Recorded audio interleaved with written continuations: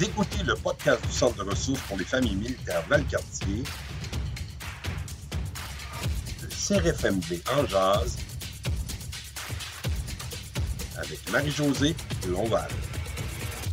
Bonjour tout le monde, bienvenue dans notre podcast le CRFMV en jazz. Il y a plusieurs façons de nous écouter, d'aller nous trouver. Apple Podcast, Google Play, Spotify. Ce qui est extraordinaire, c'est qu'on a des statistiques, on sait qui nous écoute et de quel endroit sur la planète. Et là, ben écoutez, on a appris que des écoutes pour le CRFMV en jazz, on en a des États-Unis, on en a de l'Allemagne, on en a de la Belgique aussi et bien sûr d'un peu partout au Canada. Si vous saviez combien ça nous fait plaisir et que ça nous fait chaud au cœur de vous savoir là.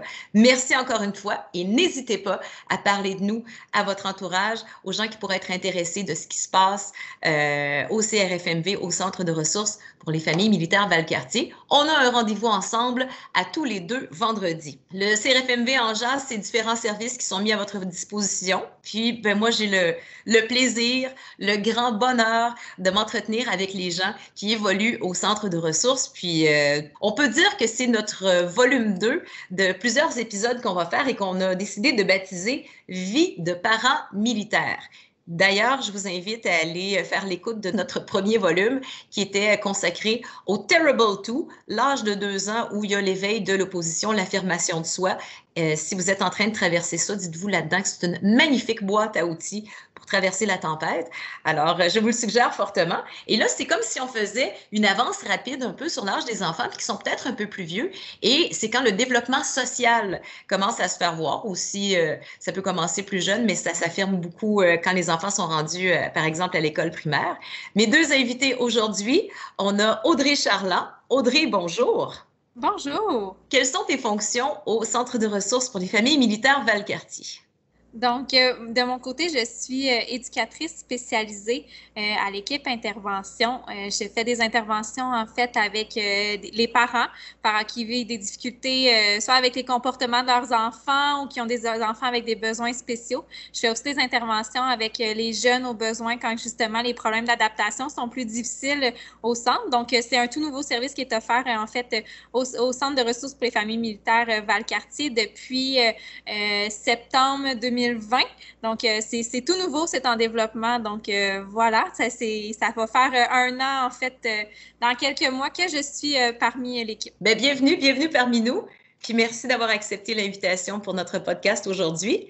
J'accueille également Mathieu Bouchard. Mathieu, bonjour. Allô. Quelles sont tes fonctions au CRFMV? Je suis intervenant jeunesse, puis principalement, j'offre des services à la clientèle 6-17 ans. Aussi à leurs parents, mais beaucoup plus aux jeunes. Donc, je les accompagne à travers différentes situations, beaucoup axé sur le ludique, milieu de vie et tout ça. Donc, dans mes presque 8 ans d'expérience ici, j'ai vu plusieurs familles militaires, puis donc plusieurs enfants, que ce soit au primaire, au secondaire ou même jeunes adultes, là.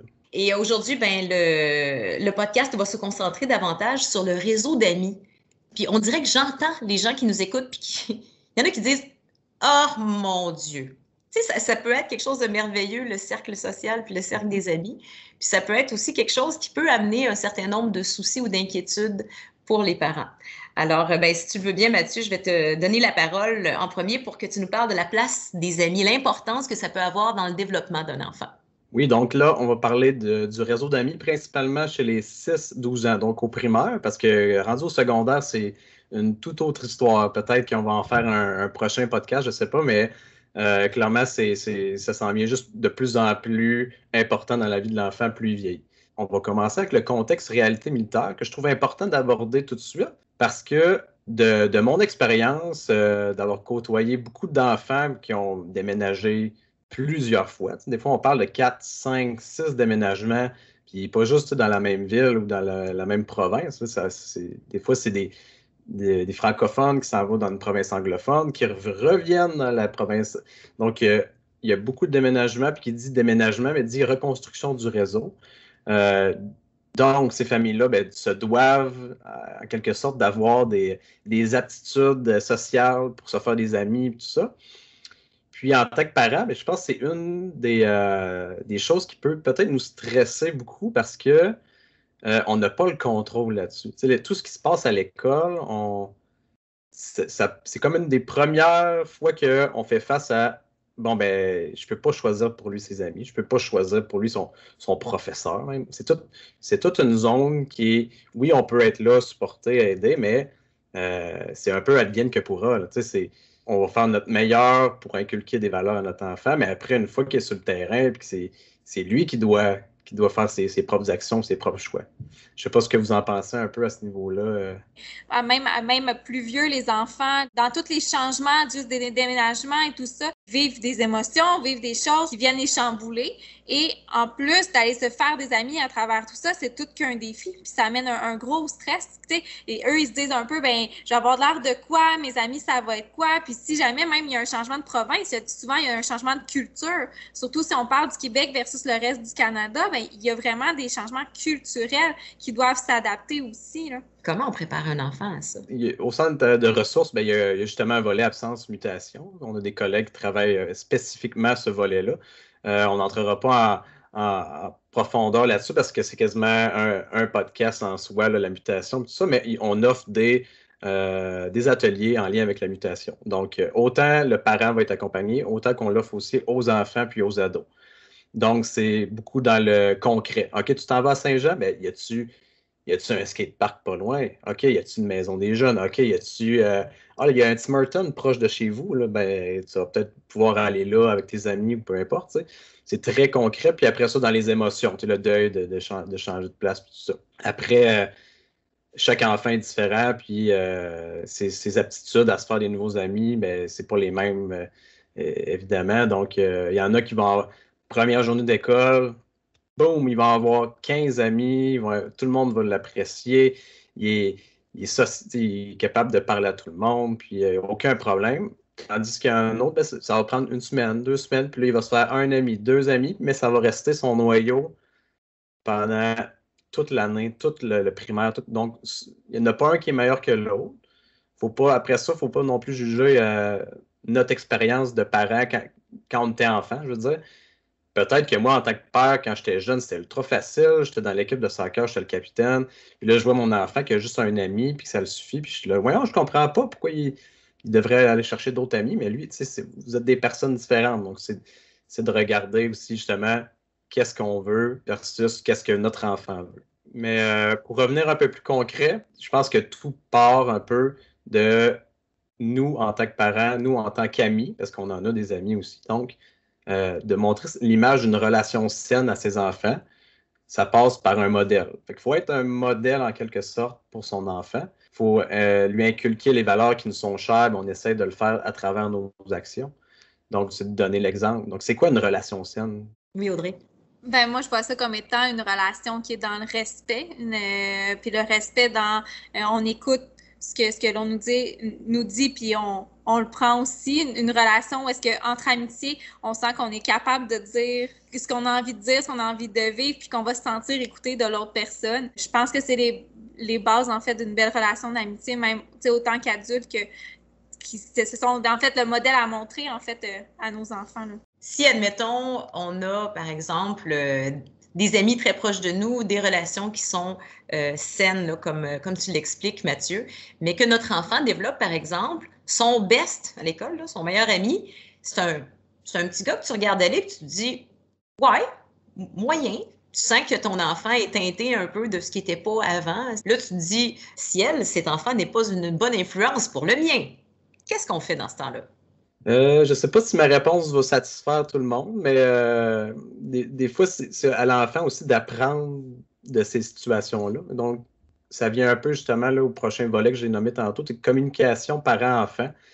Je pense que si vous optez pour un ton rigide, puis pas d'ouverture à discussion en lui interdisant, par exemple, de voir cet ami-là, probablement qu'il va se braquer et qu'il ne comprendra pas pourquoi. Mais peut-être l'amener à réfléchir de lui-même. OK, est-ce que cette relation-là avec ce garçon-là ou cette fille-là te satisfait? Est-ce que tu te sens en sécurité avec? Est-ce que vous échangez? Est-ce que vous avez des discussions sur des sujets que vous aimez? Est-ce que vous chicanez des fois? Comment ça se passe? Donc, l'amener à avoir une certaine introspection. sur sa relation avec cet ami-là. Puis des fois, les choses lui vont se faire d'eux-mêmes. Soit ça va tout simplement prendre fin, ou ça va persévérer, mais ça se peut que ce garçon-là ou cette fille-là tire du positif aussi de votre enfant, puis vice-versa. Il n'y a pas que du négatif non plus. Peut-être qu'il ne faut pas non plus brimer. Tu sais, je suis sûr qu'il y a des parents qui nous écoutent que eux, c'est les parents du petit garçon un peu plus tough, là. Ça peut arriver. Hein. Puis c'est donc, si je me mets à leur place, c'est un peu dommage s'ils mettent les efforts pour que leur enfant ait des amis, tout ça, puis finalement, ils se font tout le temps fermer la porte au nez parce qu'il y a un peu plus, il y a peut-être un TDA ou des choses comme ça, donc il est plus difficilement dans des situations sociales, il est peut-être des fois un peu plus extrême ou peu importe, mais je pense que c'est d'avoir l'ouverture puis de laisser son garçon ou sa fille faire ses choix puis se faire une propre idée sur sa relation. Oui, Audrey, tu voulais... Oui, je voulais un peu renchérir sur ce que tu disais, parce qu'effectivement, de le laisser voir ça lui-même, mais comme parent aussi, de pouvoir vous permettre d'avoir la discussion sur ce que vous voyez aussi de l'autre enfant, sans imposer nécessairement quelque chose parce que le choix lui revient d'un certain sens, mais de pouvoir amener votre enfant à ouvrir ses yeux, à développer son propre jugement sur certaines situations, de vous permettre de re-questionner, discuter de certaines choses, justement comme ce que tu avais amené, Mathieu, que tu parlais tantôt de la résolution des conflits. Comment est-ce qu'il les gère, ces conflits-là, avec cet ami-là? Est-ce que les conflits sont toujours gros, puis que finalement, ça te fait plus de peine, puis que tu vis, puis finalement, tu n'étais pas tant heureux de ça? Ou au contraire, quand vous avez votre résolution de conflit, ça se passe bien, puis finalement, vous entendez bien, puis la plupart du temps, ça se passe comme il faut. Ça aussi, je pense qu'avec votre enfant, vous pouvez vous permettre d'avoir ces discussions-là pour travailler sa réflexion à lui, puis qu'il puisse prendre ses propres décisions et des bonnes décisions aussi à l'avenir. On parlait tout à l'heure des enfants de familles militaires, parfois qui se ramassent dans une autre ville. Mais même si on n'en est pas là, un enfant qui arrive, qui est nouvellement dans une école, mais que ça se passe bien quand même, mais qui a juste de la misère à repartir à zéro. Généralement, enfant de militaire ou pas, qu'est-ce qu'on dit à un jeune qui a de la misère à bâtir un réseau social? C'est difficile. Il n'y a pas de réponse magique. Des fois, il peut tomber sur une classe, peut-être qu'il s'entend. On s'entend que la classe, c'est juste 20 élèves. Ça se peut que la majorité d'entre eux, tu les aimes même pas. Ça peut arriver dans la vie.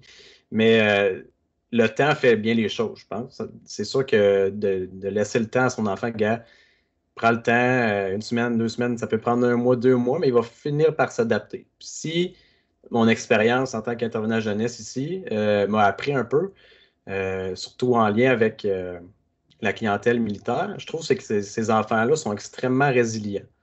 Ils ont des capacités adaptatives, là, vraiment, je trouve quasiment pas hors du commun, mais plus développées que j'ai vu ailleurs, disons. C'est sûr qu'à force de déménager, ça crée un peu cette force-là de résilience où ils sont capables de se revirer de bord puis de se recréer un réseau, puis c'est pas le cas de tout le monde, mais je trouve que dans la communauté militaire, il y a aussi cet aspect-là de communauté, justement, ils s'entraident. Puis moi, ce que je vois concrètement dans mon travail, quand je vois des jeunes, des enfants, surtout des ados, c'est qu'ils savent qu'est-ce que l'autre vit. Ils savent que l'autre jeune, il vient d'arriver, puis il crème, ce jeune-là, il l'a aussi vécu. Il y a des points, des intérêts, un background, si on veut, commun. Donc, ils sont ouverts des fois un peu plus à ça. Des jeunes qui font du bénévolat chez nous au centre de ressources, il y en a comme j'en ai jamais vu ailleurs. On pourrait demander à d'autres organismes, familles, ils sont jaloux du nombre de jeunes ados qu'on a qui fait du bénévolat. Fait que ça se transpose un peu justement dans la communauté militaire, puis ce désir de vouloir s'impliquer puis d'intégrer tout le monde. Ouais, c'est un beau point. Moi, je les aime tes réponses, Mathieu. Tu disais tantôt, je ne suis pas sûre que vous allez aimer mes réponses. Je les aime tes réponses. Tu voulais ajouter quelque chose? Je suis tellement d'accord, en fait, avec ce que Mathieu dit. Puis, ce que j'aimerais ajouter aussi, c'est que, tu sais, malgré tout, on parlait des amis qui sont ailleurs, puis qui restent derrière, puis qu'on s'ennuie donc bien, puis qui sont là. Mais ces amis-là, en fait, oui, sont plus aussi proche, oui, l'accessibilité, elle est plus difficile. Effectivement, ça, c'est lourd, puis c'est un deuil que l'enfant doit vivre. Mais en même temps, il n'y a pas nécessairement à faire un deuil complet de son amitié parce que des fois, il y a certaines amitiés qui risquent d'être plus fortes, puis qu'on va dire merci à la technologie d'aujourd'hui, mais qui peuvent quand même garder contact par le biais de certaines applications ou peu importe, qui leur permettent de garder contact avec eux et que par la suite, ben, ça leur fait quand même des réseaux un peu partout où est-ce qu'ils sont allés. Donc, tout dépendant de comment est-ce qui se passe dans leur vie, il y a la partie qui s'en crée des nouveaux, donc ils sont super résilients pour faire ça, mais ils ont quand même quelques amis qui gardent dans d'autres milieux aussi. Effectivement, c'est comme de faire de ces difficultés-là des super pouvoirs pour plus tard. Je trouve ça vraiment une belle façon de voir les choses. Les podcasts, c'est le fun. La suite dans 30 secondes. La capitale est fière de contribuer à l'inauguration de la nouvelle image du Centre de la famille de Valcartier et de souligner son engagement envers les familles de militaires. N'oubliez pas de profiter des réductions offertes aux familles de militaires sur les assurances auto, habitation et véhicules de loisirs. Visitez lacapitale.com/Valcartier ou composez le 1-855-704-4597. N'hésitez pas à nous donner 5 étoiles. Le CRFMV en jase, ça jase de nous. Pour que tout se passe bien, que les enfants aient envie de parler de ce qu'ils vivent à leurs parents, pour que les parents expriment bien s'ils ont des inquiétudes par rapport à des amitiés de leurs enfants, il faut que le canal de communication aille bien aussi. Puis Mathieu, tu as des bons tuyaux à nous donner là-dessus. Oui, mais du moins des pistes de réflexion, on va le dire comme ça.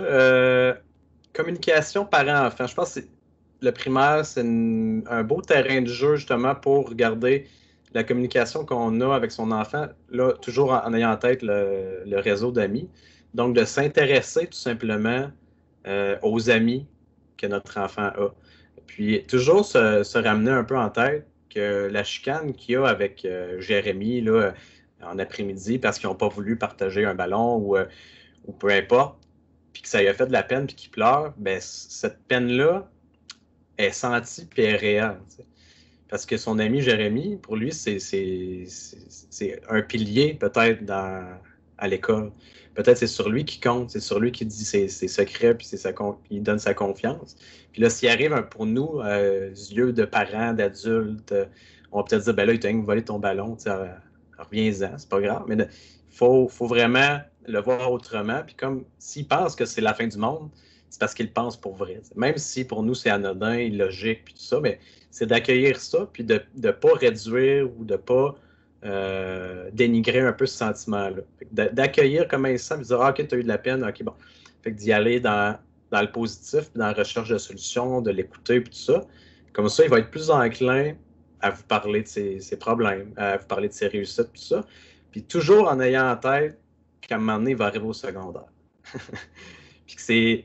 Peut-être que là, ce ne sera plus le ballon qui va se faire voler, ça va être sa blonde ou son chum. Puis là, tout est un peu exponentiel rendu au secondaire. Là, tes bras, ils t'arrêtent aux genoux. Puis là, tu sais plus, tu te cognes la tête en débarquant de l'auto. Puis la veille, tu étais moins grande de 2 pouces. Fait que c'est sûr que là, tout s'additionne. Hein?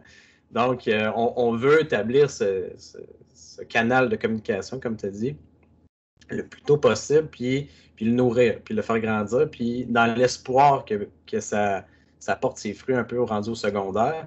Donc, c'est de mettre en place des choses maintenant pour s'aider dans le futur. Puis même ça va nous aider continuellement, jour après jour, de communiquer avec notre enfant sur plein d'autres volets que juste le réseau d'amis. Audrey, tu voulais ajouter quelque chose aussi? Oui, bien, le temps du primaire, en fait, est vraiment un bon moment, le 6-12 ans, pour mettre en place des bases solides au niveau de la communication, au niveau des relations, au niveau justement de ce jugement-là. Tu sais, oui, ça se poursuit au niveau de l'adolescence, comme que Mathieu disait, mais l'adolescence est un moment où est-ce que l'enfant, il va rechercher son autonomie encore davantage, donc il va vouloir se détacher de son parent davantage. Donc vraiment, la période 6-12 ans est la meilleure période d'âge, en fait, pour mettre ça en place tranquillement, pour semer des graines, pour que ça puisse fleurir rendu à l'adolescence. Puis même chose aussi dans les relations entre eux. Mathieu, je pense qu'il y a quelques outils que tu pourrais nous mentionner, histoire d'y voir clair, puis d'avoir aussi peut-être les bonnes réponses à notre enfant s'il vit des difficultés avec ses amitiés à l'école, ou en tout cas au moins essayer d'ouvrir la conversation pour être certain que tout va bien. C'est sûr que là, je dois revenir un peu vers la communication, parce que je pense qu'on le répète, peu importe le sujet, mais c'est un peu la base de tout, là.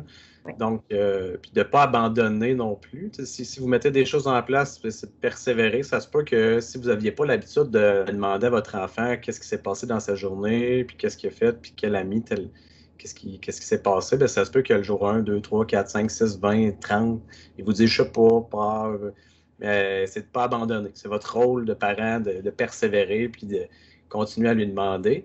Après, dans une optique peut-être d'intégration de l'enfant, pour vous donner, j'aurais quelques trucs plus concrets pour aider justement si vous venez d'être posté, vous voulez un peu aider votre enfant à s'intégrer, à avoir un réseau positif, tout ça. Donc, il y a quelques trucs super, super simples. C'est pas compliqué. Puis, c'est pas magique non plus, mais ça peut vraiment donner un coup de main. Donc, on parle de tout ce qui est parascolaire à l'école. Ça c'est super au niveau de la création de liens. Donc, si votre enfant tripe sur le basket, puis crème, il y a une équipe de basket dans l'école, ben go for it. Allez-y, inscrivez-le là-dedans. Puis, il y a déjà une longueur d'avance pour se faire des amis, parce que c'est tout du monde qui tripe basket.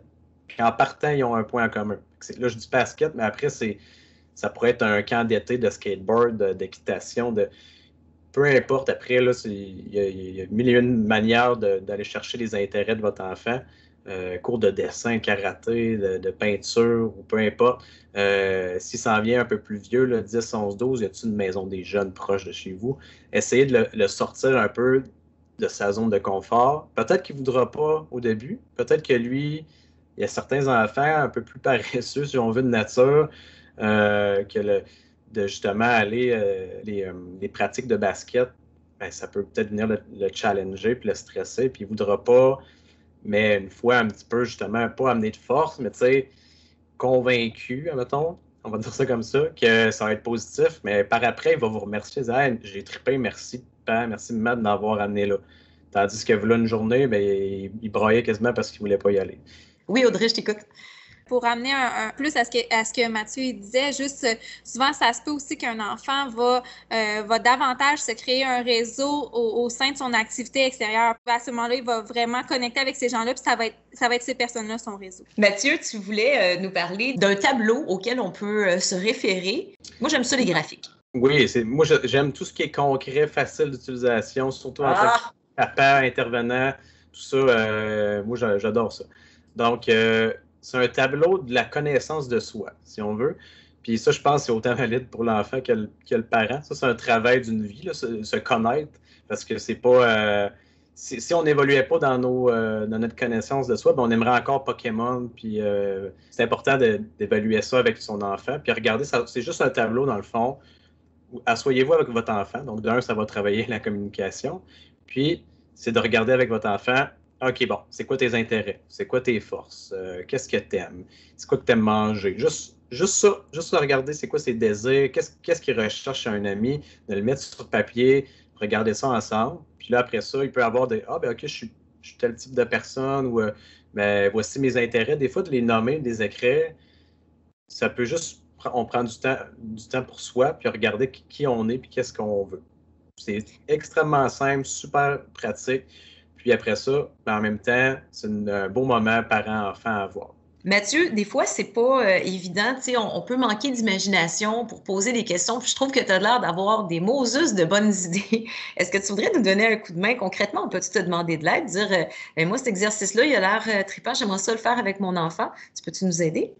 Oui, bien justement, c'est un peu là que je voulais en venir. Ce tableau-là, évidemment, je l'ai en ma possession. Puis c'est mon rôle aussi en tant qu'intervenant jeunesse d'accompagner les parents puis les jeunes à travers tous ces petits défis-là de réseau d'amis, tout ça. Donc, ceux qui sont intéressés à avoir ce tableau-là, déjà prêt, vierge, tout ça, simplement l'imprimer, puis après ça, s'asseoir avec son enfant.